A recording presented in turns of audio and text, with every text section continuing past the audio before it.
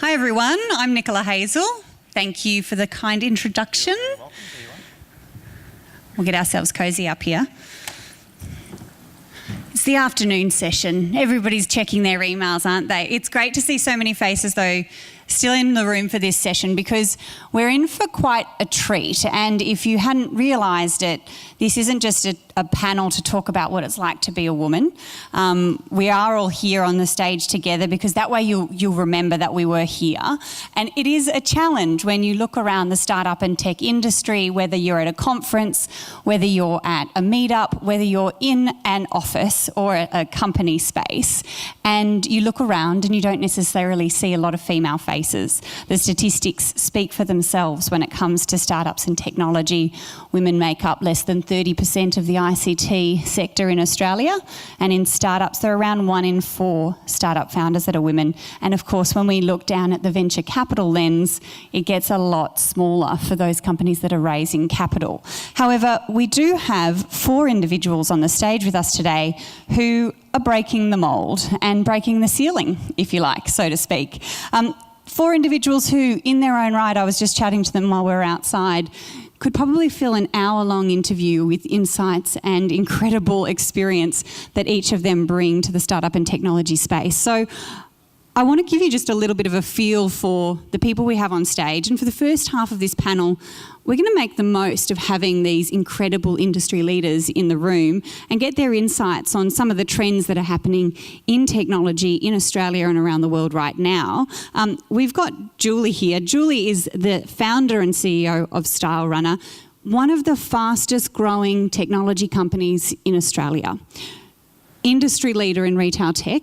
And just last year, with a 4-year-old company, named World Retail Congress Young Retail Entrepreneur of the Year. Everybody give a round of applause for Julie. Now Jane is a seasoned entrepreneur, somebody who's been around the traps quite a bit, and right now the GM at Unlocked, where they are really changing the way consumers and advertisers engage in terms of mobile advertising. Somebody who has a very strong pedigree in startups and has gone to the corporates and back again around the full circle. So Jane, we're looking forward to hearing your insights too. Next we have Libby. Now Libby is coming at this as I guess, the corporate side of technology in Australia. At REA Group, they took the real estate industry into the digital age, and they're one of our most established technology companies in this country, ASX listed, hugely successful, and Libby's responsible for keeping them there as the GM, executive GM of media and marketing, driving that media business forward at a time where large companies are being disrupted by the next in line. So really interesting to have you on the panel too, Libby. And then Marta, co-founder and CEO of Open Agent, the competition sitting right next to each other, shall I say. Ooh, could get interesting. But Open Agent are really looking at turning the real estate industry on its head, and in fact in just 4 years Marta's raised 20 million in venture capital. They've got $10 billion worth of transactions on their platform and 90% customer return rates.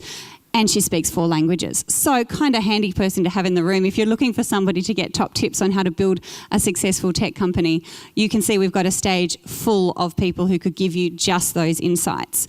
So with the opportunity to ask them about what's going on in this space right now, I thought we might spend a little bit of time talking to the digital disruption experts, as the politicians would like to say, about really what brings them into this conference and what they have to offer for us in terms of what we might be looking to do in the future as an ecosystem and as an industry. Marta, I'll start with you. You've worked and lived in the UK, in Europe, in the United States. You came to Australia 10 years ago. What is it about Australia that you see as the great opportunity for technology companies to be growing in this country, and perhaps what are some of the barriers? So I guess the main reference point for me is Silicon Valley, where I was before I came to Australia. I think Australia has a couple of things that are great to push it into next digital era. It's a great source of talent. And actually it's not as competitive as Silicon Valley. So forming a great team, like we think we have done in Open Agent, is the first step toward having a great company, a great startup, and make it inroads. And And I think also Australians are incredibly technology savvy, and they adopt new products so quickly. So I think it's great for startups that are always aiming to go very, very quickly. Compared with Europe, for example, I was working in startups there, and actually the go-to-market was really, really exhausting. Here in the last 4 years, we've made a lot of progress. On the other side of the story, I guess 10 years ago, there was not almost a startup community. I think since we started OpenAge in the last 4 years, there's been a lot of progress. There's lots of accelerators and co-working spaces, and even a lot of, I would say, angel and seed investing. And there was a panel earlier this morning about venture capital funds. And there is those kind of 50 million funds that are Australian-based that can provide that early stage funding. We closed a 12 million fund last year, and finding a lead for that fund was incredibly hard. So there's very few investment funds that are looking at that wave of new startups, and as they grow, they need to continue growing with that. So we've done a great job at the early stage, but we need to continue and following those companies so they don't have to go away to Silicon Valley or find necessarily Asian investors or things like that. What do you think might be the tipping point to seeing Australia get to that stage and change the way they approach venture capital at that later stage? I think we are making inroads, so I'm seeing it. And I think it's just taking a few of those really big companies like Atlassian to lead the way and attract that next level of capital. Now, Libby, you're somebody who's, probably a company that's now investing in the next range of companies and looking at acquisitions and being part of that, I guess, other end of the spectrum in the tech space in Australia. As an established, huge player in the technology space, how do you as a company stay at the forefront and interact with startups that may indeed be disrupting your own model? Sure. I think the answer to that, if you look at what we've done over the last 12 months with the acquisition of IPP in Asia, so there's a couple of things that we're doing really to stay ahead of the market. Firstly, mobility of our talent. So we're now looking at mobility of talent on a global level, because I agree there is great talent in the Australian market here, but it's also learning to cross-promote skill base globally. So that's a big focus for us. It's also maintaining that startup mentality within the business. If you look at REA, we talked about personalisation from Jason before.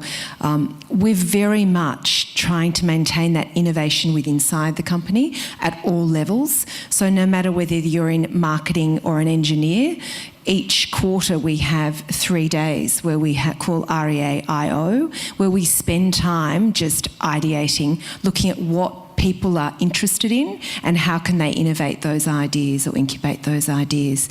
And then there's continuous innovation within the business as we move forward. So there are the two things. And then I think diversity.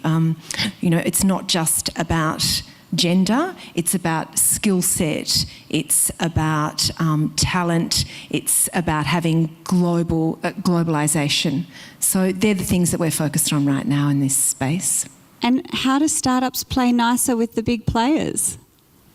Look, I think we love seeing all the startups. It's fantastic for us, our business, because it continually pushes us to develop and ideate. So I think they're playing very well with the big players. We've got to stay ahead of the curve, and the more startups we have, the better we'll innovate.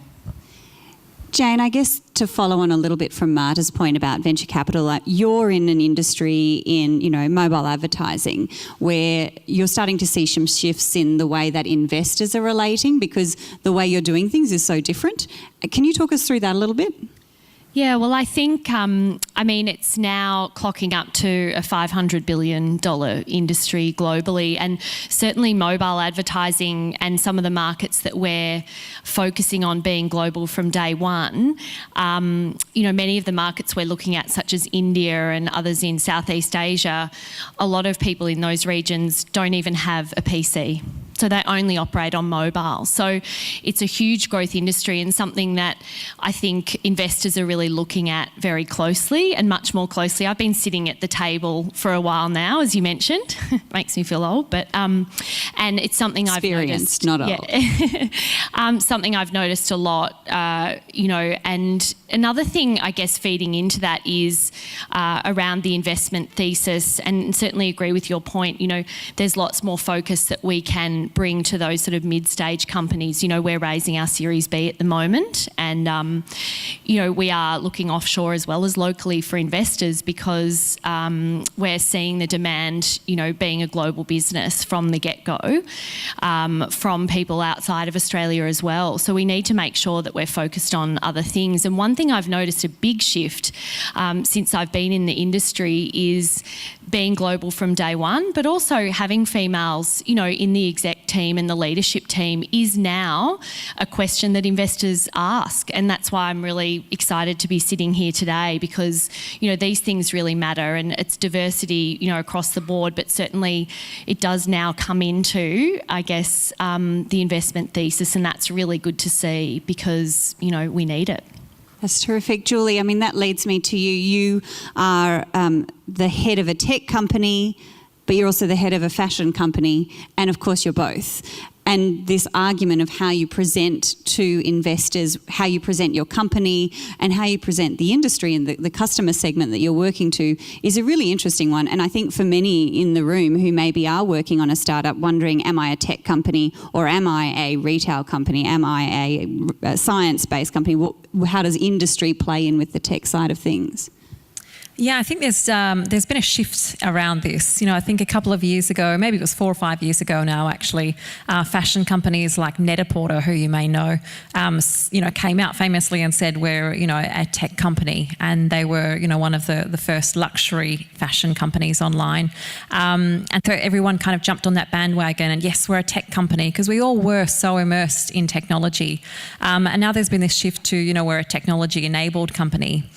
The way that we look at it is product, and when I say product, I mean, the consumer product, our, sneakers and activewear and sportswear is really, when we get that right, that really moves the needle, and that's absolutely what we're selling. And when we're consumer-centric, that's what we're focused on.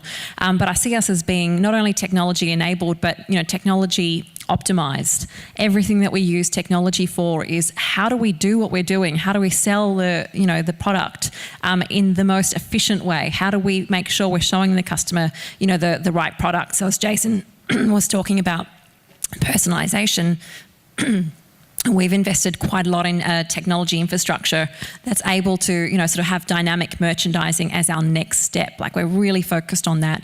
So everything that we look at now is how do we use technology to optimize our results, to increase our conversion, to make sure our customers are coming back, to learn more about our customer. So I think that, that's definitely been a shift to, sort of technology enabled. It's not just enabling you to sell product and to reach more people, but use it to actually improve your results and be a really results-focused company. It's a really interesting point. In Australia, I think there's still a lot of question marks for people outside of the startup space of what a startup is. Somebody opens a fish and chip shop in your neighbourhood and they say, I've started a business. I must be a startup. Surely I can access the startup grants and come into your accelerator program. We do at Blue Chili have applications that look like that from time to time for our programs, I must admit. But it also leads into that question of the more and more that technology infiltrates every single thing that we do in our lives and every single industry that we touch with, the banking industry, the big banks could call themselves technology companies because most of what they're doing is using technology online. I'm interested to hear from you all about, how this plays into the way the industry presents itself when we think about women and when we think about the fact that 50% of the population, of the ideas, the creativity, and frankly the customer marketplace and the segment that we want to be actually engaging with as companies are women, and yet they're not heavily participating in this industry. Marta, you've managed to overcome the hurdle that everybody says, which is, I can't find any female developers. It's not my fault. They just don't exist. Can you talk to us about how and why and how that relates to the future and success of your company? So I guess it's not just around gender, it's around diversity, like we were saying. The statistic I guess you are referring to is half of my engineers are actually females. And the how is not by design, it's more embedded in our cultural values. And I think, like a lot of things, it was my employees that actually taught me this. And it comes by design. You have 2 female co-founders and co-CEOs, and your team looks up to that, and they see there is diversity already in there, and there's opportunities for everyone. And I guess how I realized this was relevant not just for the females in the room, but everyone in the company was because a male employee approached me and told me that one of the main reasons he joined us was because there were 2 females at the top. And I was a bit surprised by that statement, and what he said is like, it just tells me that you are open to different people, and it's just a really diverse environment, and the opportunities are there for whoever has to take them. So I think it comes from just having a significant representation of genders and different diverse cultural backgrounds. That's the best recruiting policy and the best kind of example that you can do. And actually, if you don't have that, you are kidding yourself if you think you are going to have a great team that is composed of white Caucasian male that come from Sydney private schools. That's just not going to happen. It's so true. I had a conversation with someone recently at an event where we were talking about diversity and in the future of work, and a very well-meaning comment came from an individual who said, I really love the presentation, completely agree. It's terrible that at my firm we've got 12 partners and they're all men, and it's embarrassing. And I turned around to him and I said, it's not embarrassing, it's bloody stupid, because if you haven't got any women there as partners, you're missing out on the ingenuity and the ideas. And the research is unequivocal that diversity in leadership, in teams, and at the decision-making table actually drives better financial returns at the end of the day, as well as greater creativity. It's uncomfortable, but it's better for innovation and creativity. You know, how do you, in a large company, Libby, look at that from a top-down approach and mirror and, I guess, see the results that come from having that diversity within your company? I think to what Marta was saying, so Tracy Fellows is our CEO. Since 2015, we have made huge headway in this space. So if you look at our board is now 44% female. Our executive leadership team is 40%. Our leadership team, the next level below, is getting up to 40%. And across the business now, 57% of our staff are female. So to Marta's point before, I think it goes to having a female at the top, and certainly when I joined the business, part of our commitments is that when we're recruiting for roles, that we certainly have a portion of the candidates be women, whether that's engineering or across to marketing or sales. So it's just making sure that you're looking at a diverse group of people when you are recruiting in that space. So from the top down, that has worked. We still have a way to go. Our engineering team is only currently 21% women, but that's more than double of where we were only 12 months ago. So we're making great headway in that space. But I think to your point earlier, Nicole, it comes back to everything has to be customer-centric. That's really what we're there to do, is provide value to consumers. So you have to understand exactly who your consumer is and who your needs are to understand who you need in your business to really grow it moving forward. And I guess I might jump, Julie, to you to that very point. You know, working in a company that is in the fashion sector, as we were talking about, as a segment, and the need for diversity in an industry that is actually dominated by women in a lot of ways. How do you manage that? And how do you attract the diversity in your team that you need to deliver for, again, a very broad customer base? Yes, working in, I guess, a fashion industry, we definitely do receive actually the opposite of probably most of the companies here. We receive a lot of female applicants. And so for a very long time, we were probably more than 80% female. And I really had to try and find more male applicants. And when we've brought them on, they've been fantastic. They've challenged our way of thinking. And we service mostly a female customer, so we obviously need, that insight from other women on our team. But, you can get that that through customer surveys. You don't just have to understand the customer by being the customer yourself. But really what we found is just totally different mindsets come and challenge us. So we're really looking for diversity in the opposite direction. But we want to challenge, sort of groupthink and make sure that, we're encouraging new ideas from totally different perspectives. Funnily though, fashion is not only, female dominated. When you look at the luxury fashion industry, it's the complete reverse at the top. You have the presidents of LVMH and the like are almost completely male. And so it's very interesting to see whether the rest of fashion will, sort of slowly kind of merge from both ends to be more diverse. But there's certainly a lot more work that needs to be done. And does it affect you if you're going and pitching your company as a female leader in the fashion industry to a group of investors who aren't necessarily fashion savvy or coming from the perspective of female leadership? How do you tackle that as a challenge in terms of walking into a decision-making room where there's perhaps not as much knowledge about the things that you're doing? Yeah, absolutely. It's really hard because what we do is we're surfacing, women in the sportswear market in a way that they love to shop. And it's very hard to sell that to a room full of men when they don't get why women love to shop that way. And so they'd say, okay, we get you're cool, but that's all I get. And we really couldn't get that, the comparisons across, but eventually I realised I was using the wrong examples. And I remember this one thing that used to be in our pitch deck years ago, and it was illustrated, but I'd say we're like the ASOS of activewear.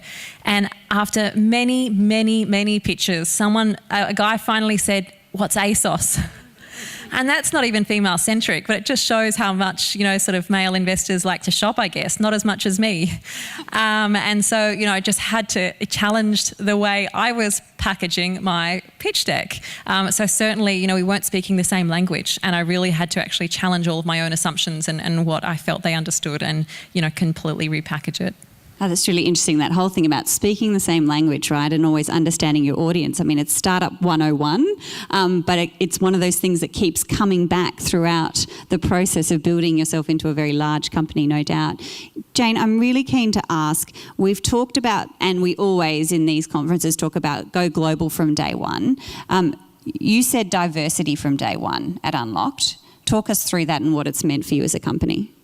Yeah, well, I guess we've got the benefit of being barely a year old. So we have, as an executive team, and my role oversees people and culture, worked really hard to map that out and work out what that means for us. And it's certainly not just gender-based, but because we have offices in New York and London as well as Melbourne, we really tap into and have a global view of everything from our annual leave strategy to our refresh days, to days off for birthdays, to what we do for, women returning to work, and have an employee benefits program that sort of centres around, not just flexibility, so working from home and part-time, but also things like, well, what's important to one employee in terms of a benefit, so a gym membership or, something else like that, is not necessarily important to a working parent. And I say, so that's mum or dad,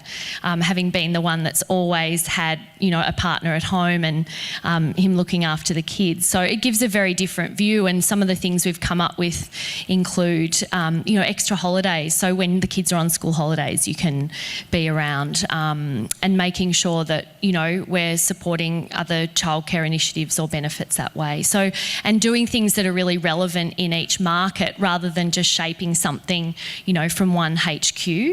So that's something, and we feel really lucky, basically, that we get to learn from everyone who's been in other startups and built other businesses, from the errors that we've made building policies and things that don't necessarily, fit a global nor a diverse workplace. So I guess that's why we call ourselves diverse from day one, because we're so new and we're taking advantage of that. So It really just goes to show the opportunity that exists in the startup environment to actually change the way our whole economy operates. Technology and innovation are driving our economy forward. They're creating new opportunities for new markets, new businesses, new companies every day, but they're also allowing us to change the nature of work in ways that will drive better results for everybody at the same time.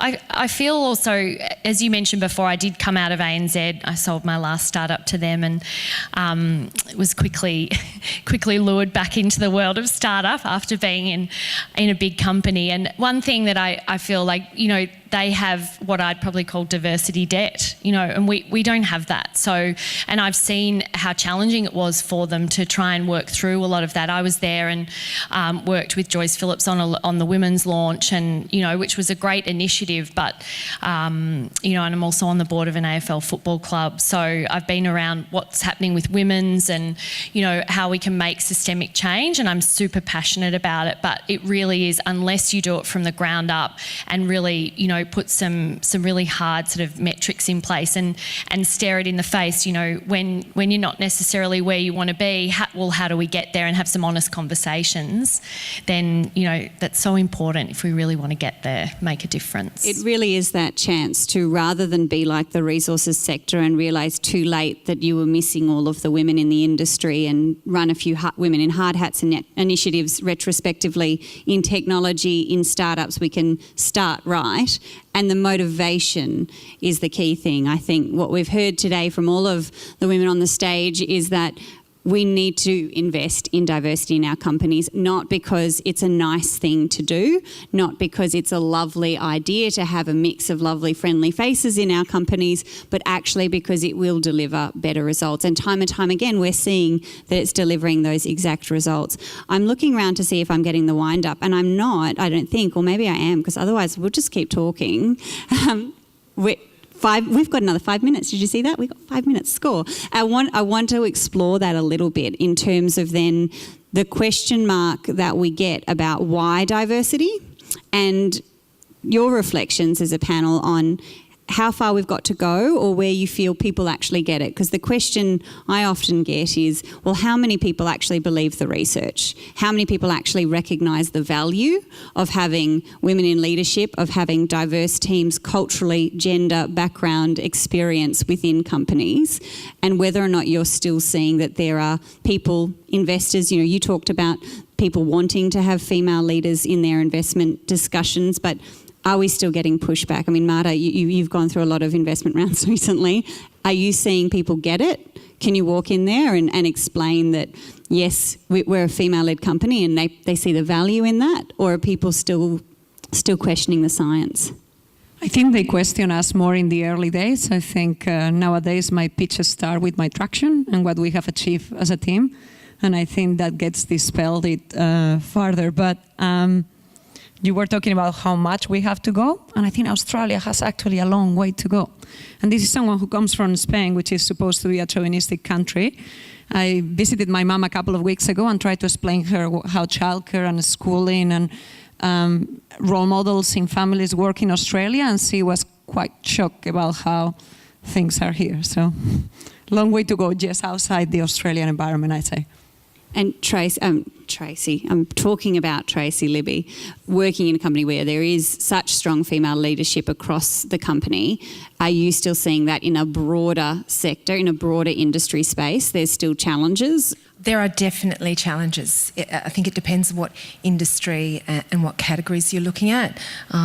I'm on TA Australia board, and there are challenges within sport, but I think we're breaking through some of those barriers. If you look at the banking sector, I think we're getting there, but there's still such a huge amount of work to do from the ground up, because I think we're starting from the top down, and I think the younger, that generation, 50% of our staff are under 35, they think very differently to what's important to them in terms of their work-life balance. We have a 6-month parental leave policy that we just introduced because we have such a young workforce. So the primary caregiver gets 6 full months paid parental leave plus their superannuation paid for that amount of time. And the difference that makes to young couples or young families is astronomical. So the value it brings back into our business is really, truly amazing. So to answer your question directly, yes, there is a lot of work to be done. I think it depends on the industry you're looking at. So to use our last 2 minutes most wisely, are there any questions from the audience? It can be on anything, because my gosh, I have another 20 questions for each of these panellists. But is there any one burning question out there in the audience from somebody?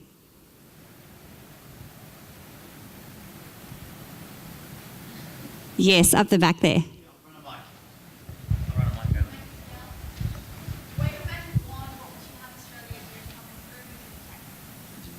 The question was, the amazing Vicky, I think, wave a magic wand. What's the one thing you would do in Australia to improve things for women in tech? Julie, go. I think we need to create more visibility on role models and almost, this is a marketing hat on, kind of glamorize it. You know, people look up to TV shows or look up to Zuckerberg. Well, you know, they need to actually make technology. I'm talking about diversity of bringing more women in technology. We need to actually make it kind of sexy. When I actually started a science degree, and when I got there, I just didn't know what I was going to do with it. I couldn't see the light at the end of the tunnel. I think there's definitely some great role models now, but we need to do a bit more. We need to show some really fantastic, exciting examples, jet setting. This is what you could be doing if you get into this industry. I love that. I would add to that systemic change. I think it's really important to start grassroots. So it's fantastic, you know, if our young people see all of that out there and understand what that means. But then if they can put it in context by embedding, I guess, more into the education system around entrepreneurialism and that as an option, as a career choice. And there's a lot of talk about STEM in schools, which I think is fantastic. But for me, what needs to sit alongside that is creativity and entrepreneurialism, because without the combination of both, we can't have a really successful and thriving ecosystem. So that's absolutely my magic wand. I think you both have covered some really good points there. I think the thing is how do we define tech now? Because it's in everyone's business. So I remember coming across to REA and someone saying to me, why would you want to go to a tech company? I'm like, but they're advertising. So, you know, it's how do you define it and what does that look like? I think glamorizing it. I think that the marketing around it, we do a lot of mentoring women in tech events, getting guest speakers, amazing women throughout the industry to come in and talk to whether it's the women in the engineering team or the broader business. So I think it's really continuing to do that and show truly what's possible.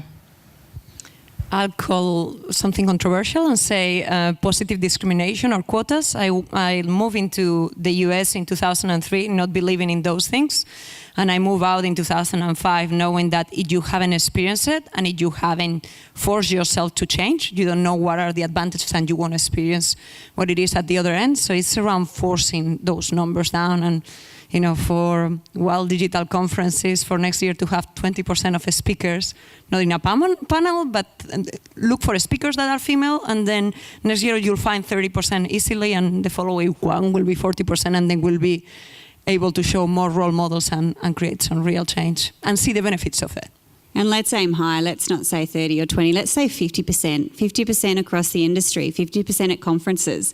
And talking to role models, let's make sure that we're doing things to actively engage more women in this space. You know, shameless plug, the Shestarts program that we're running at Blue Chili, we cop a challenge of, well, we are doing a program specifically for female-led companies. That doesn't mean we stop working with male-led companies across our portfolio, and it doesn't mean that we don't continue to look for female-led companies in every other program that we deliver, but we're taking very proactive action with 10 of those female-led companies receiving 100K each to really ensure that we're driving the numbers up very deliberately and showcasing them in a documentary web series so that more young women and girls can see the stories of women in that space, and women just like the four of you here on the panel. Phenomenal individuals, incredible insights. Can I thank you all for your time on the panel today? If everybody could put their hands together for our incredible panellists.